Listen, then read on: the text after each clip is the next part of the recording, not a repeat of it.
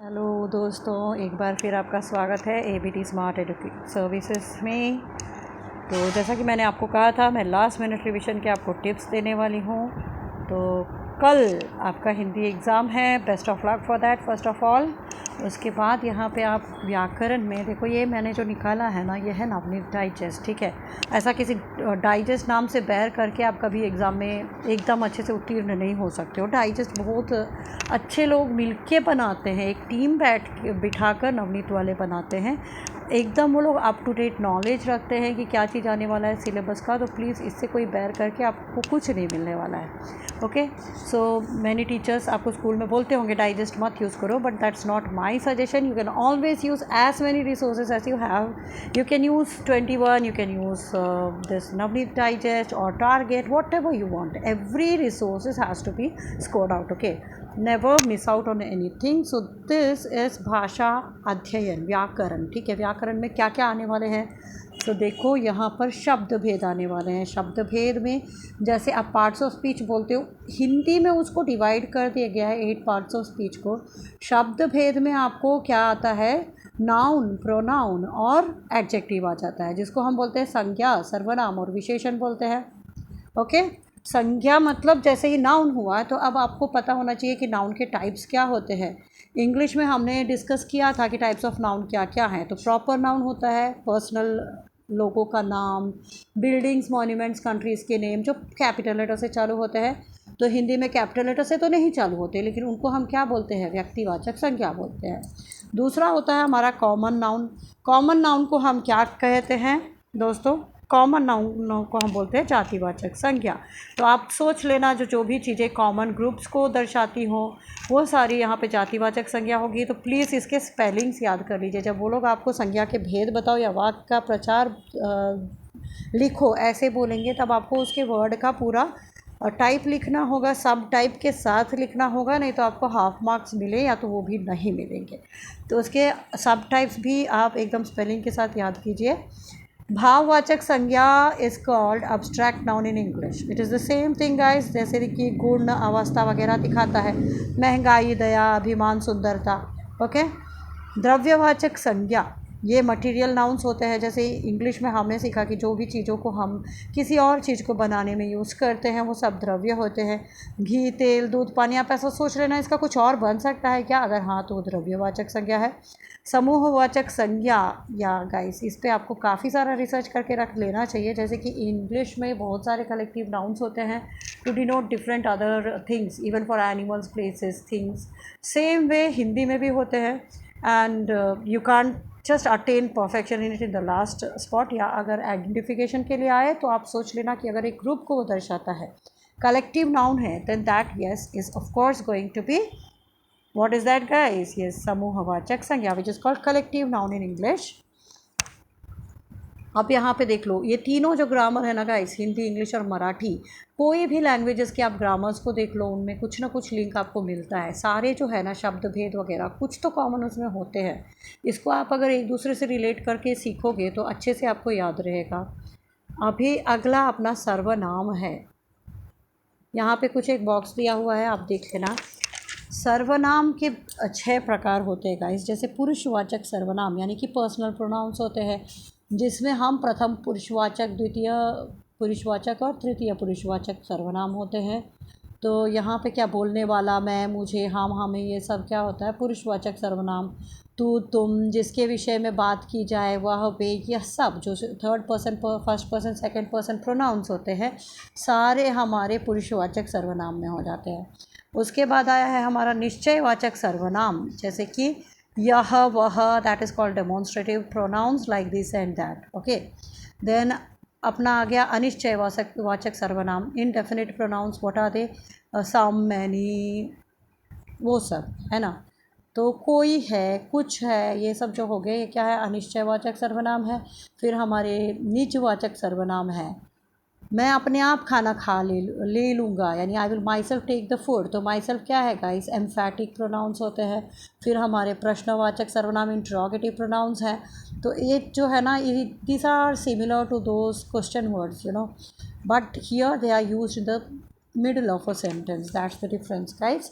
तो who which what सब अगर ऐसे किसी सर्वनाम की जगह पे यूज़ किया गया कोई मेन सब्जेक्ट की तरह, देन दैट बिकम्स अ प्रश्नवाचक सर्वनाम। संबंधवाचक सर्वनाम क्या होता है, जैसे यहाँ पे दिया क्या दिया गया है देखो, जो जीतेगा उसे इनाम मिलेगा, जो द वन हु विंस, जो जैसा करेगा वह वैसा भरेगा। ओके, सो ये क्या हो गया, हमारे संबंधवाचक सर्वनाम है। दैट इज़ समवॉट ये कंजंक्शंस जैसे भी आपको लग रहे हैं। यहाँ पे दिया है वाक्यों में प्रयुक्त सर्वनामों को छाट कर उसके नाम लिखिए। तो देखिएगा इस आपको आंसर कैसे लिखना होता है, आपको वो वर्ड लिखकर अंडरलाइन करना है। अगर आपने हाफ फॉर्म में खाली उसका आंसर लिख दिया, you will not get marks. Okay, पूरा सेंटेंस भी नहीं आपको कॉपी करना, लेकिन यहाँ you have to tick out the word, underline it, put a hyphen and then write its type. Then विशेषण एडजेक्टिव्स होते हैं, just like we have adjectives of quality. यहाँ पे गुणवाचक विशेषण है, जैसे यहाँ पे खूबसूरत, ज्ञानी है। संख्यावाचक विशेषण है, that are adjectives of number, 1 2 3 4 first second third fourth, ये सब क्या है, संख्यावाचक है। तो हिंदी में उसको क्या बोलोगे, 2 3, पहला दूसरा तीसरा, ये सब। अभी परिमाणवाचक, जो चीज़ों को हम वे करके लाते हैं, इंग्लिश मैंने आपको क्या इंग्लिश में बताया था, what are they called, quantity, right. तो उनका क्वांटिटी हम लेते हैं, ना कि हम उनको क्या करते हैं, गिनते हैं। तो ऐसी सारी चीज़ें परिमाणवाचक विशेषण होती है। परिणाम मत लिखना गाइस, क्योंकि परिणाम का मीनिंग रिजल्ट होता है, आपको परिमाण लिखना है। Please look at it spelling carefully. सार्वनामिक विशेषण, यह, हमारी, देखो कुछ कुछ क्या होता है कि प्रोनाउंस को जब एक नाउन के पहले रख दिया जाए, then it acts like a विशेषण, राइट। विशेषण मीन्स एडजेक्टिव। ठीक है गाइस, तो ये हो गया हमारा शब्द भेद। ठीक है, ये जो पहला हमने शब्द भेद देखा वो, उसके बाद जो बाकी पार्ट्स ऑफ स्पीच है गाइस, उसको ही हिंदी में हमने अव्यय कर दिया है। ठीक है, हिंदी में उसको ही अव्यय बोलते हैं। अव्यय के प्रकार जो आप देखोगे ना, you can always relate them to conjunction, preposition, interjection and adverbs. तो एडवर्ब्स को क्या बोलते हैं, क्रिया विशेषण अव्यय बोलते हैं। और दूसरा जो है हमारा प्रपोजिशन, संबंध बोधक या संबंध सूचक, दोनों बोलते हैं, अव्यय बोलते हैं। उसके बाद हमारा क्या हो गया, कंजंक्शंस, तो समुच्चय बोधक अव्यय बोलते हैं। और जो इंटरजेक्शन है उसको विस्मयादि बोधक अव्यय बोलते हैं। तो प्लीज़ गाइस, इसके spellings, it is very important to get the spelling correct. जब वो लोग आपको भेद बताने को बोलेंगे, आपको क्या लिखना होगा, स्पेलिंग यहाँ पे लिख के नहीं मिलेगा। नेक्स्ट वन इज़ संधि। ओके, तो संधि हम आगे जाके एक पेज में से बराबर करेंगे। यहाँ पे ये देखो, सहायक क्रिया क्या होते हैं गाइस, वो है हेल्पिंग वर्ब्स। जैसे इंग्लिश में इज़, एम, आर, वॉज, वर होता है ना, वैसे यहाँ पे सहायक क्रिया होते हैं जो दूसरे मेन वर्ब्स को हेल्प करते हैं, उसको हम सहायक क्रिया बोलते हैं। और एक चीज़ बहुत ही यूनिक है हिंदी के लिए, वो है प्रेरणार्थक क्रिया। हिंदी में हम प्रेरणार्थक क्रिया को अलग से पढ़ते हैं। जैसे वो बहुत ही इजी होता है, करना, कराना, करवाना, एक ही आप याद भी रखना, करना, कराना, करवाना। तो प्रथम प्रेरणार्थक, द्वितीय प्रेरणार्थक और तृतीय प्रेरणार्थक इसको कहा जाता है। और ये जो मुहावरे हैं वो तो बहुत बहुत बहुत ज़्यादा हैं, तो अगर आपने पहले से पढ़ा है तो बहुत अच्छे हैं। लास्ट मिनट में आप तुक्का ही मार सकते हो, कहीं से सुना हुआ आपको याद आ जाए तो वो लिख सकते हो। कारक हैं, कारक के भी कई सारे भेद हैं, आप इसमें से पढ़ सकते हो। और अभी लास्ट मिनट के लिए आपको विराम चिन्ह, जैसे मैंने मराठी में बताया था वैसे यहाँ पे भी विराम चिन्ह आपको बहुत ही हैंडी आएगा गाइस। लेकिन यहाँ आपको विराम चिन्ह पढ़ने पे 1 ही मार्क मिल रहा है। तो यहाँ वेटेज देख लो किसका, 2 मार्क्स है, आप उस पर ध्यान देना। काल परिवर्तन, वाक्य के भेद और वाक्य शुद्ध करना। तो शुद्ध करना का कोई एक ऐसा फॉर्मूला नहीं है जो आप पढ़ लो, वो आपको लर्निंग करते करते आ गया होगा, वही सब लिखना है। बाद में यहाँ पे काल परिवर्तन आप एकदम डिटेल में कर लो, सब टाइप के काल देख लो।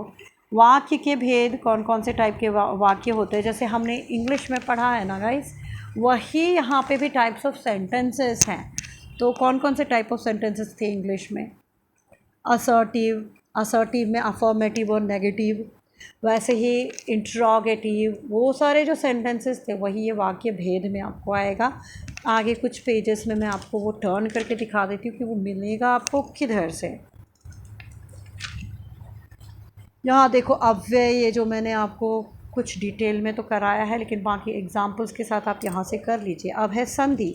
संधि यानी ऐसा है कि वर्ड को या तो सिंथेसाइज करो या तो एनालाइज करो, वर्ड्स के रूट उसमें से निकालने हैं। तो जैसे यहाँ पे दयानंद है, तो यहाँ स्पेशल ध्यान रखना गाइस कि दो दो मात्रा आ के हैं, तो उसमें से एक ही रह गया है, दयानंद। धर्म अर्थ, तो अ का मात्रा आ गया, धर्मार्थ हो गया है।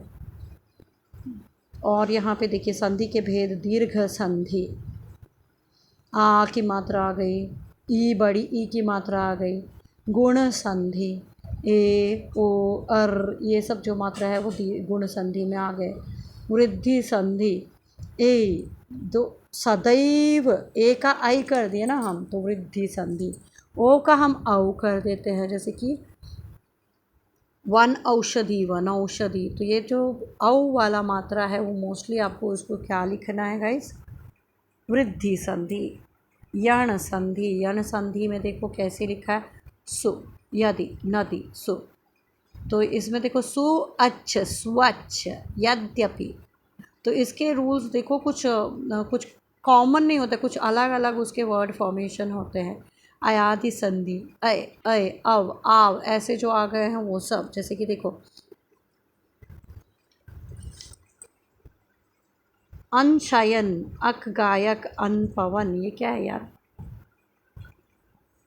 इसमें वर्ड्स एक्चुअली पूरे इन लोगों ने संधि करके दिए नहीं है।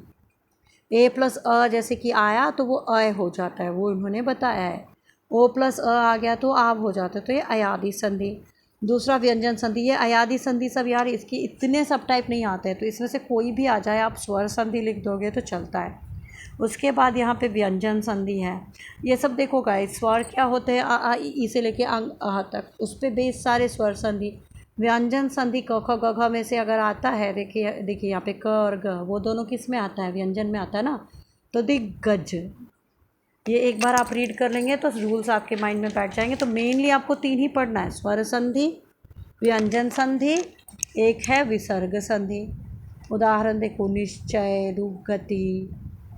देखो निसर्ग के बाद स्वर या व्यंजन आने पर, निसर्ग मतलब वो देखो डबल डॉट जो डाला हुआ है, निश्चय, तो श हो जाता है, दुगति, दुर्गति, तपह बल, तपोबल, मनः योग, मनोयोग।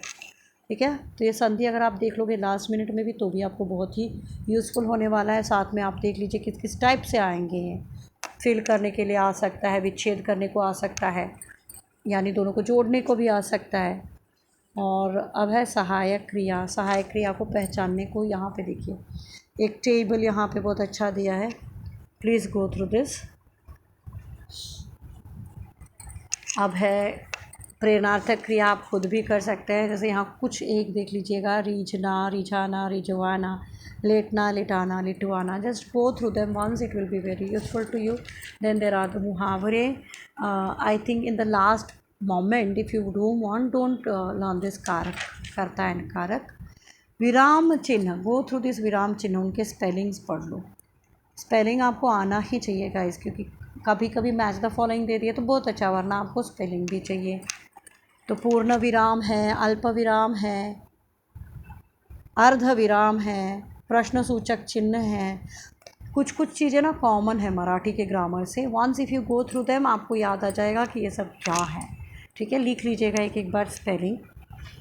अब काल परिवर्तन, काल में कौन कौन से काल होते हैं, सामान्य वर्तमान काल, सामान्य भूतकाल, सामान्य भविष्य काल। अगर आपको हिंदी आता है तो आप आसानी से पहचान लोगे कि सिंपल प्रेजेंट टेंस क्या है। अगर आपको इंग्लिश का टेंस आता है ना, तो ये तीनों सिंपल टेंसेस है, simple future, simple past and simple present.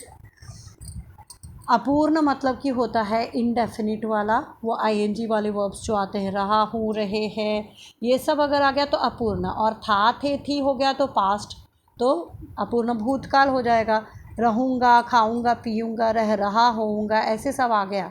Continuous में फ्यूचर आ गया तो वो क्या होगा, अपूर्ण भविष्यकाल होगा। तो उसका भी यहाँ पे एक टेबल दिया, यू कैन रीड इट। और पूर्ण एक होता है जो परफेक्ट टेंस होता है गाइस। तो इसमें देखो लाया है, सब काम हो चुका है यहाँ पे। ठीक है, प्रेजेंट टेंस में था हो गया तो पहले हो चुका था, तो ये क्या कहलाएगा, पूर्ण भूतकाल। और अगर बाद में होने वाला होगा, मैं पैसा ले चुका होऊंगा, मैं गोवा पहुंच चुका हूँगा, ऐसे सब जो वर्ड्स आ जाएंगे तो यानी actions will be completed in the future, वो वाले होंगे आपके पूर्ण भविष्य काल। सबके स्पेलिंग्स पढ़ लीजिएगा, यहाँ पे देखिए। Okay, learn all the spelling guys. देखो, it comes like this, so it comes for 2 marks, please go through it, and then there are the types of sentences here। कौन कौन से वाक्य के भेद है। सरल वाक्य, देखो सिंपल सेंटेंस जिसको हम इंग्लिश में बोलते हैं, संयुक्त वाक्य को हम कंपाउंड सेंटेंस बोलते हैं, मिश्र वाक्य को हम मिक्सड सेंटेंस बोलते हैं ना, simple sentence, compound sentence and mixed sentence. Complex sentence, mixed नहीं गाइस, उसमें कॉम्प्लेक्स बोलते हैं। तो देखो, ये जो सरल वाक्य होगा इसमें एक ही टेंस मार्क्ड वर्ब होगा, एक ही वर्ब होगा जिसका टेंस पता चल रहा होगा। आप संयुक्त वाक्य होगा ना तो उसमें कोई कंजंक्शंस होंगे और दो दो हमारे पास ऐसे वर्ड्स होंगे जिसका टेंस मार्क्ड होगा। करामत ने हौले से गाय को पुचकारा, पुचकारा एक फाइनाइट वर्ब हो गया, और उसके शरीर पर हाथ फेरा, वो वापस फाइनाइट वर्ब हो गया गाइस। मिश्र वाक्य में एक इंडिपेंडेंट और एक डिपेंडेंट क्लॉज होगा। इसके बाद आपके हो गए क्या है, विधानवाचक वाक्य। जैसे जिस वाक्य में किसी क्रिया के होने का या करने का सिरचन को लोग चटोर भी समझते। स्टेटमेंट्स, निषेधार्थक, निषेधवाचक, नेगेटिव सेंटेंसेस, प्रश्नार्थक, इंटरोगेटिव, आज्ञार्थक मीन्स इम्परेटिव सेंटेंसेस। एक हो गया है काश वाले सेंटेंसेस, वो है इच्छार्थक, जो कि इंग्लिश में मोस्टली हम वो टाइप नहीं पढ़ते और यहाँ पे उसको हम एक्सक्लेमेटरी में ही डाल देते हैं। संदेहार्थक, यहाँ पे देखो रहमान कह रहा था कि शायद कुछ लोग शायद वाले सब क्या हो जाएंगे, संदेहार्थक। संकेतार्थक, संकेतवाचक, अगर गाय दूध नहीं देगी तो उसका क्या करेंगे। विस्मयार्थक, देखो इंग्लिश से बहुत ज़्यादा टाइप्स के सेंटेंसेस यहाँ पे हैं, तो उसको आप एक बार गो थ्रू कर लो गाइस, स्पेलिंग्स के साथ कर लो। एंड उसके बाद आपको डिसाइड कर लेना है कि आप हिंदी में कौन कौन से कृति करोगे। देखो, राइटिंग स्किल्स में क्या करोगे, प्लीज़ मेक श्योर कि आपको क्या करना है, आप कितना टाइम लगाओगे। एक टाइमर सेट कर लो कि राइटिंग स्किल्स के लिए आपको ऑलमोस्ट 1 आवर जो है ना रखना होगा, most probably according to me. Okay, depends on your writing speed too, but जैसे 3 आवर्स के पेपर में बाई 2 आवर्स बाकी पद्य गद्य सब कर लो। 1 आवर तो कम से कम आप रखो इसके लिए।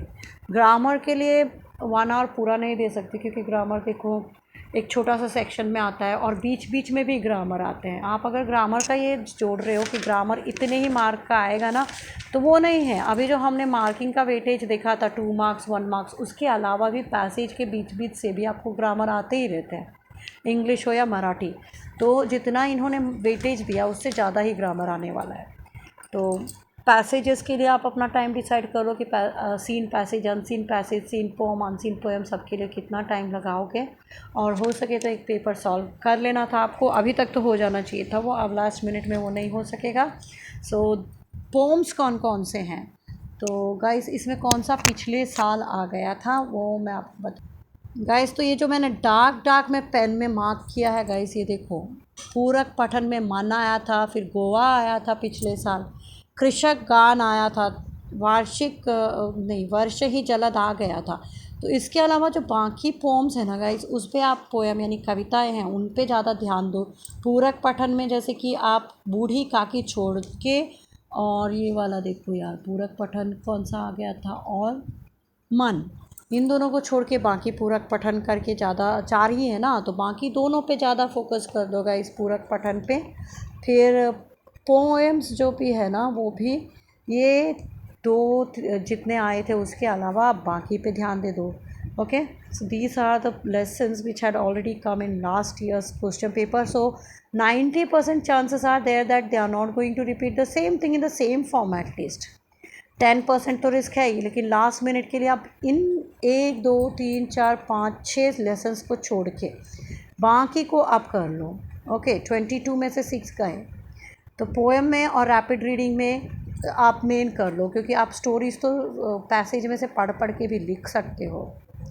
ओके, सो बाकी के पोएम्स कर लो आप। That's it guys, almost 20 minutes का आज वीडियो हो गया है। Best of luck for your exam.